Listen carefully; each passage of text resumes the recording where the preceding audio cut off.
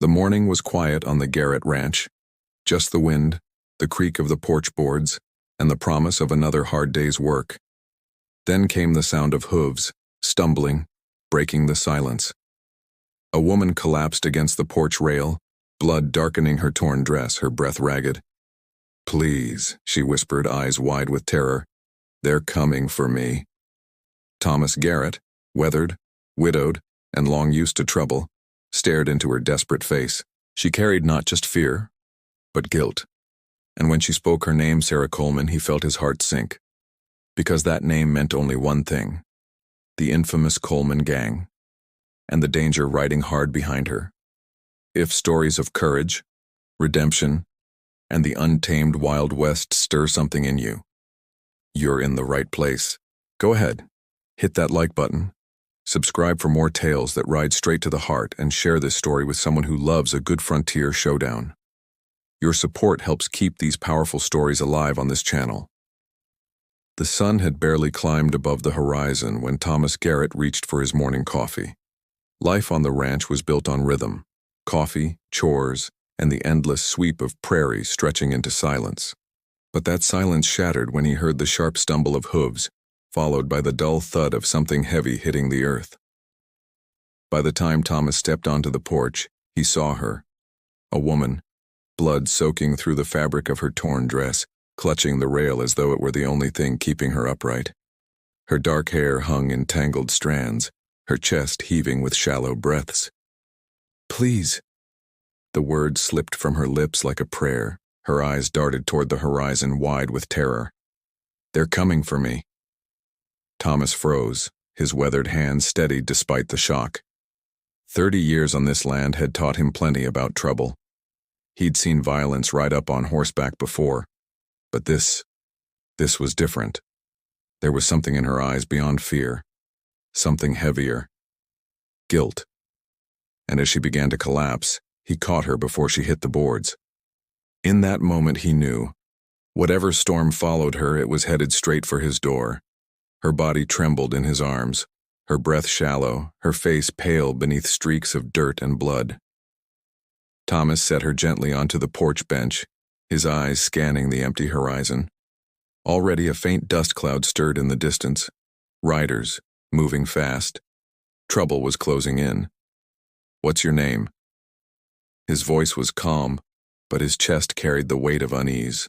The woman hesitated, her fingers clutched tightly around a silver pendant at her throat. "Sarah," she whispered. Then, after a pause that felt like a lifetime, "Sarah Coleman." The name struck him like a hammer blow. Coleman. Everyone on the frontier knew it. Banks burned, sheriffs buried, whole towns shaken by the trail of fire the Coleman gang left behind. Thomas's heart sank. Frank Coleman's daughter. She let out a bitter laugh, though her eyes glistened with unshed tears. "And if you know that name, then you know why it's too late for me." The riders were nearer now, shapes forming against the morning sun. Sarah gripped his wrist desperately. "Don't fight them, you'll die, and it won't save me." But Thomas looked into her face, bruised, broken, yet still burning with hope. And something inside him stirred. He wasn't sure he could walk away. The rumble of hooves grew louder, echoing across the valley like thunder rolling down from the heavens. Dust swirled in the morning light as 4 riders came into view, spread wide in a practiced formation. These weren't wanderers, they were hunters. At the front rode a man with graying hair and eyes as cold as steel, Frank Coleman himself. His presence filled the yard before his boots even touched the ground. "Sarah!" His voice cracked like a whip carrying easily across the ranch. "You come out now and maybe we'll make this quick."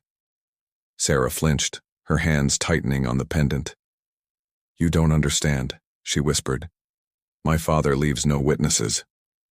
Thomas felt the old ache in his chest, the one his late wife used to warn him about. Margaret had always said he carried too much conscience for his own good. Maybe she'd been right, because now watching this young woman tremble, he knew he couldn't hand her over. "Get in the house," he told her firmly.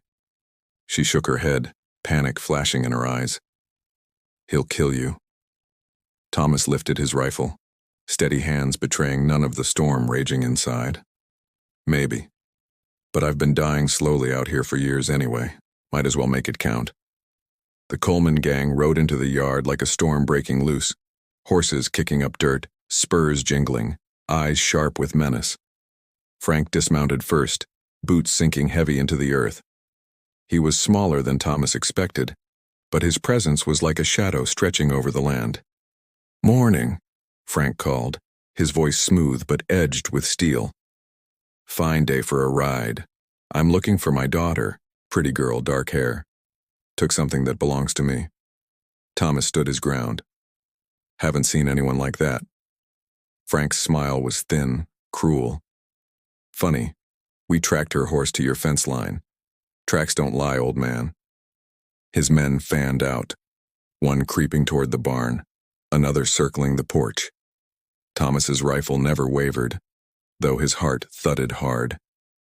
He could see Sarah peeking from the window, her face pale with dread. The standoff stretched, every second taut as a drawn bow. Then before Thomas could speak, the door creaked open. Sarah stepped outside, hands raised, a small pouch of coins glinting in the sun. "I'm here, Pa," she said, her voice trembling but steady. "Let him be." Frank's eyes narrowed, his jaw tightening. This wasn't about money. This was about control.